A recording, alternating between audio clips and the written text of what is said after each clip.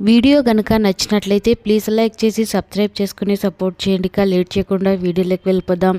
గౌరీ శంకర్లు ఇద్దరూ కలిసి ఇంట్లోకి అడుగు పెడుతూ ఉంటారు.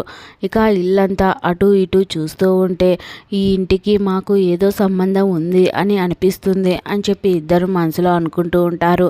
ఇక అక్కి అయితే రండి మీ గది చూపిస్తాను, మీరు ఎక్కడుండాలో చూపిస్తాను రండి అని చెప్పి ఇద్దరిని ఆర్య అను గదిలోకి తీసుకుని వెళ్తూ ఉంటుంది.